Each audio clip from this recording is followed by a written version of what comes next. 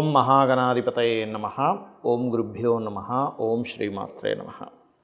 మనం ఈరోజు అందరినీ పట్టి పీడిస్తున్నటువంటి అంశం ఏమిటి అంటే అప్పులు, రుణము, రోగము, శత్రుత్వాలు. ఈ మూడిటి నుంచే మనిషి విముక్తిని కోరుకుంటాడు. ఎప్పుడు కూడా అబ్బా రుణాలు ఉండకూడదండి, నా రుణాలు తీరిపోవాలనుకుంటూ ఉంటాడు. అది కుటుంబ సభ్యులతో కలిసినటువంటి రుణం కావచ్చు, లేదా మనం అప్పులు చేస్తూ ఉంటాం. ఒక హోమ్ లోనో, లేదా బిజినెస్ లోనో, హ్యాండ్ లోనో. ఇటువంటివి క్లియర్ అవ్వాలంటే హోరా జ్ఞానం బాగా తెలియాలి. అదేవిధంగా మీ లగ్నం నుంచి, లేదా లగ్నం నుంచి తెలియదండి మాకు లగ్నం తెలియదు అనుకునేటువంటి వారు రాశి నుంచి పంచమాధిపతి ఎవరు, పంచమ స్థానాన్ని ఏ గ్రహం ఉంది, దాన్ని బట్టి మీరు ఏ హోరల్లో మీరు నేను చెప్పినటువంటివి చేసినట్లయితే మీ యొక్క లగ్నానికి తొందరగా మీరు రుణం విముక్తి నుంచి, రోగ విముక్తి నుంచి, శత్రు విముక్తి నుంచి బయటపడతారు అనేటువంటి విషయాలు. అయితే దాని పారామీటర్స్ ఏమిటి అంటే దానికి ఉండే కండిషన్స్ ఏమిటి, అదేవిధంగా ఎటువంటివి జాగ్రత్తలు తీసుకోవాలి అనేటువంటి విషయాల్ని చెప్తుంది నేనైనప్పటికీ కూడా చెప్పిస్తుంది సాక్షాత్ లలిత అమ్మవారిగా భావిస్తూ ఒక్కొక్క లగ్నం గురించి మనం ఇప్పుడు తెలుసుకుందాం. వృషభ లగ్నము, వృషభ రాశి. వృషభం వారికి సర్వసాధారణంగానే ఓపిక ఎక్కువగా ఉంటుందని చెప్తూ ఉంటారు. కాకపోతే కొంచెం గురు దోషం ఉంటుంది వీళ్ళకి సర్వసాధారణంగా, అంటే గురు శాపము అంటూ ఉంటారు. కొద్దిగా ఎక్కువ కాదు, ఎందుకంటే అష్టమాధిపత్యం గురువుకు రావడం వల్ల. అందుకే పూర్వజన్మల్లో కర్మ వల్ల వీళ్ళకి ఎవరైతే చెప్తున్నా కానీ గురువులు లేదు ఇంకా ఇన్డెప్త్గా చెప్తే బాగుంది, ఇంకా ఇది కాదు గురువు చెప్పేది ఇది కాదని ఎక్కడో కాన్ఫ్లిక్ట్ వస్తూ ఉంటుంది. అయితే ఇక్కడ మన కాన్సెప్ట్ అనేటువంటిది పూర్వజన్మ కర్మని తగ్గించేటుకునేటువంటిది, రుణరోగ శత్రువుల నుంచి బయటపడేటువంటి విషయాలు మనం చెప్పుకుంటున్నాం. కాబట్టి మీకు పంచమాధిపతి బుధుడవుతున్నాడు. కాబట్టి బుధగ్రహానికి సంబంధించిన ఆరాధన అంటే బుధగ్రహం దగ్గర దీపారాధన చేయడము, విష్ణు సహస్రనామాలు రెగ్యులర్గా వింటూ ఉండడం చేస్తూ ఉండండి. అయితే ఈ బుధుడు వెళ్ళి మళ్ళీ వేరే గ్రహానికి పోర్ట్ఫోలియో ఇచ్చాడు, తద్వారా ఏం చేసుకోవాలని ఇన్డెప్త్ అనాలిసిస్ పర్సనల్ చార్ట్ చూసుకున్నప్పుడు. కాకపోతే మీకు జనరల్గా చెప్పేది బుధరాశుల్లో ఏ గ్రహం ఉంది అంటే కన్యారాశిలో మీకు నవగ్రహాల్లో 2 ఛాయాగ్రహాలు, మిగతా గ్రహాల్లో ఏ గ్రహం ఉంది, అక్కడ సూర్యుడు ఉన్నాడా, చంద్రుడు ఉన్నాడా, బుధుడు ఉన్నాడా, అలా దాన్ని బట్టి ఆ ప్లానెట్ యొక్క ఇన్ఫ్లుయెన్స్ మరింత ఎక్కువగా ఉంటుంది, గుర్తుపెట్టుకోండి. అలాగే మరొక విషయం ఏంటంటే బుధ హోరల్లోనే మీరు ఎక్కువగా నేను చెప్పిన విష్ణు సహస్రనామాలు వినడము అంటే ఇంకొంచెం స్ట్రాంగ్ అవుతూ ఉంటుంది అనమాట. మీ ఇమ్యూనిటీ స్ట్రాంగ్ అవుతుంది, మీ యొక్క విల్ పవర్ కూడా స్ట్రాంగ్ అవుతుంది, ఆలోచన విధానం కూడా చాలా స్ట్రాంగ్ అవుతుంది పంచమంలో ఉండేటువంటి గ్రహాలు కనుక యాక్టివ్ అయితే. అలాగే పంచమం యాక్టివ్ అయినప్పుడు సర్వసాధారణంగా మిత్రుత్వాలు పెరుగుతాయి, అంటే శత్రుత్వాలు తగ్గుతాయి. మిత్ర గ్రహం పంచమ స్థానంలో ఉంటే మరింత ఎక్కువ మిత్రత్వం అనేటువంటిది కూడా పెరుగుతుంది. అలాగే మరొక విషయం ఏంటంటే 6వ స్థానం మీకు ఈ వృషభం వారికి 6 తులవుతుంది. తులలో ఏదైనా గ్రహం ఉన్నట్లయితే దానికి సంబంధించిన దానం ఇవ్వండి. అది ఏమి ఇవ్వాలి ఏంటనేది వీడియో ఎండింగ్లో చెప్తాను. ఎలా ఇవ్వాలి, ఏ గ్రహానికి ఏమిటి అనేటువంటిది వీడియో ఎండింగ్ వరకు చూస్తే మీకు అర్థమవుతుంది. అదేవిధంగా మీకు బుధుడు బాగున్నాడు అనుకోండి పంచమంలో, అప్పుడు మీకు బుధ హోరల్లోనే ఇంపార్టెంట్ వర్క్ స్టార్ట్ చేయడం మంచిది. బుధ హోరల్లోనే అప్పు తీర్చాలనుకుంటే తొందరగా అప్పు తీరుతుంది, ఎందుకంటే పంచమం అప్పు తీరే స్థానంగా చెప్తూ ఉంటారు. అదేవిధంగా ఇది ఒకటే కాకుండా పంచమంలో ఉండే గ్రహ సమయంలోనే మీరు అంటే కొంతమందికి ఫలానా సమయంలోనే వేసుకోవాలని ఉండవు, కొన్ని మెడిసిన్స్ వాడేటప్పుడు ఈ 2-3 గంటల్లో ఎప్పుడైనా ఒకసారి వేసుకోండి అంటారు. అలాంటప్పుడు కొంచెం పంచమంలో ఉండే గ్రహానికి సంబంధించింది లేదా పంచమాధిపతికి సంబంధించిన హోరల్లో వేసుకుంటే మీకు త్వరగా దాని యొక్క ప్రభావం అనేటువంటిది తగ్గుతుంది. ఇక్కడ కొన్ని కండిషన్స్ గుర్తుపెట్టుకోండి. ఏమిటది అంటే, ఒకటి మీకు పంచమంలో ఏ గ్రహం ఉంది, పంచమం అంటే లగ్నము అని ఉంటుంది మన జన్మజాతకంలో. లగ్నం నుంచి 5వ స్థానం పంచమము అంటే లగ్నం ఒకటైతే ధనస్థానము, మన భాతృస్థానము, చతుర్థ స్థానము, పంచమ స్థానం. ఈ 5వ స్థానంలో ఏ గ్రహం ఉందో చూసుకోవాలి. ఆ గ్రహం మీకు మీ యొక్క రుణము, రోగము, శత్రుత్వాల నుంచి బయటపడేసే క్యాపబుల్ కలిగి ఉంటుంది. ఇప్పుడు మనం చూడండి, రకరకాల ట్యాబ్లెట్స్ ఉంటాయి మెడికల్ షాప్లో.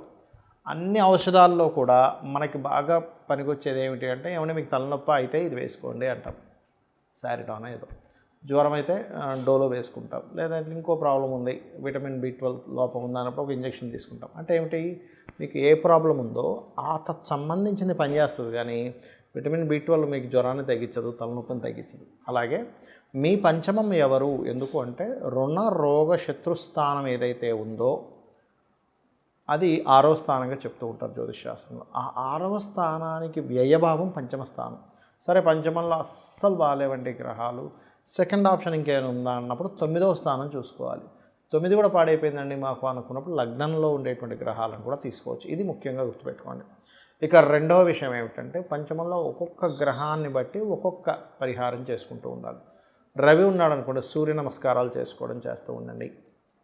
అదేవిధంగా సూర్యభగవానుడికి ఆదివారాలు ముఖ్యంగా శాస్త్రంలో చెప్పినటువంటిది శ్రీతైల మధుమాంసాన్ని త్వజతే అంటే స్త్రీని కలవడము, మధువు మాంసము అలవాటు ఉన్నా సరే వాటిని ఆ రోజు వదిలేసేయడము ప్రత్యేకంగా, మరియు తలకి నూనె రాసుకోకపోవడం చేయాలి. సూర్య అనుగ్రహం ఎక్కువగా కావాలంటే ఎలా అంటే ఇప్పుడు మనకు చూడండి, ఒక హెల్త్ ఇష్యూ ఉంది, డాక్టర్ గారు ఏం చెప్తారు, అయ్యా మీరు ఈ ఆహారపు అలవాట్లు చేసుకోండి అంటాం. అంటే ఏమిటి, అప్పుడు కానీ మన బాడీ ఆ క్యాపబుల్ పొందదు. అలాగే సూర్య అనుగ్రహం కావాలంటే వీటిని ఆదివారాలు చేయకూడదు, గుర్తుపెట్టుకోండి. ఇక చంద్ర అనుగ్రహం, చంద్రుడు పంచమంలో ఉన్నాడు లేకపోతే భాగ్యంలో ఉన్నాడు లగ్నంలో ఉన్నాడు అనుకుందాం. అప్పుడు చంద్రానుగ్రహం కలగాలంటే చంద్రగ్రహానికి దీపారాధన చేయడము, బియ్యము దానంగా ఇవ్వడము. సూర్యుడికేమో తండ్రికి నమస్కారం చేసుకుంటే చంద్రుడికి తల్లిదండ్రుల్లో ఇద్దరికీ చేసుకోవాలి నమస్కారం అనేటువంటిది. చంద్రుడు ముఖ్యంగా తల్లికి కారకుడు, మనసుకి కారకుడు కాబట్టి మెడిటేషన్స్ ఎక్కువగా చేయడము. అదేవిధంగా గోవులకి ప్రత్యేకంగా మీరు బియ్యపు పిండి తినిపించడం చేయాలి. ఆ సూర్యుడిదైతే గోధుమ రవ్వ తినిపిస్తుంది. అదేవిధంగా కుజుడు అనుకోండి, సుబ్రహ్మణ్యేశ్వర స్వామి ఆరాధన, పంచమంలో కుజుడు ఉన్నాడు మీకు ఉదాహరణకి, అంటే పంచమం రుణరోగ శత్రుస్థానాలు తగ్గించేదన్నాం కదా, హనుమాత్ ఆరాధన, సుబ్రహ్మణ్యేశ్వర స్వామి ఆరాధన, అందులో ముఖ్యంగా కుజహోరల్లో చేయండి. ఈ రవిహోర చంద్రహోరల్లో ఇందాక నేను చెప్పినట్టుగా రవి పంచమంలో ఉన్నా లేదా పంచమాధిపతి రవి అయినా లేదా చంద్రుడు పంచమంలో ఉన్న పంచమాధిపతి చంద్రుడైనా ఈ హోరా ఎలా చూసుకోవాలి అంటే మీకు ప్లానెటరీ టైమ్స్ అని చాలా యాప్స్ ఉన్నాయి మనకి ప్లే స్టోర్లోకి వెళ్తే, అందులో హోరా యాప్స్ అని కొడితే చాలా వస్తాయి. అందులో ప్లానెటరీ టైమ్స్ కొంతవరకు బాగుంటుంది. అది మీరు తీసుకొని ఇన్స్టాల్ చేసుకొని అది ఎప్పటికప్పుడు మీకు చెప్తూ ఉంటుంది ఈ పలానా సమయం నుంచి ఈ సమయం వరకు పలానా హోరా ఉంది అని. ఆ రకంగా కనుక మీరు చూసుకున్నట్లయితే కూడా మీకు తొందరగా ఫలిస్తుంది. ఇక అదేవిధంగా ఈ గొడవలు ఏవైనా మనకి గెలవాలనుకున్నప్పుడు కూడా కుజహోర బ్రహ్మాండంగా పనిచేస్తుంది జనరల్గా కూడా. అదేవిధంగా బుధుడు ఉన్నాడు పంచమంలో. ఈ బుధుడు ప్రధానంగా ఏంటంటే మీకు పంచమంలో ఉన్నప్పుడు విష్ణు సహస్రనామాలు చేయడము, అంటే విష్ణు సహస్రనామాలు వినడం కానీ చదవడం కానీ. అదేవిధంగా గోవులకి ఆ సమయంలో మీరు కనుక బుధహోర చూసుకుని ఆ సమయంలో కనుక మీరు గోవులకి గ్రాసము కానీ లేకపోతే గోంగూర కానీ తినిపించినట్లయితే గోంగూర అనేటువంటిది కూడా కాస్త బలాన్ని ఇస్తుంది. అందులో ముఖ్యంగా దేశీవాళి గోవులకు పెట్టండి. అదేవిధంగా ఉదాహరణకి మీకు గురుగ్రహం పంచమంలో ఉంది. గురుగ్రహం ద్వారానే మీకు పూర్తిగా లైఫ్ అనేటువంటిది మారేది ఉంది. ఎందుకంటే పంచమం రుణరోగ శత్రుస్థానాలు తగ్గించే స్థానంగా చెప్పుకున్నాం. ఉపాసనా స్థానము మంత్రస్థానంగా అంటూ ఉంటారు పంచమ స్థానాన్ని. అయితే ఈ పంచమంలో గురువు ఉన్నాడు, దక్షిణామూర్తి స్తోత్ర పఠనం, గోవులకి అరటికాయలు తినిపించడం గురుహోరలో చేస్తూ ఉంటారు. ఇక శుక్రహోర ఫైనాన్షియల్ ఇంప్రూవ్మెంట్స్కి ఎక్కువగా కూడా చేస్తూ ఉంటారు.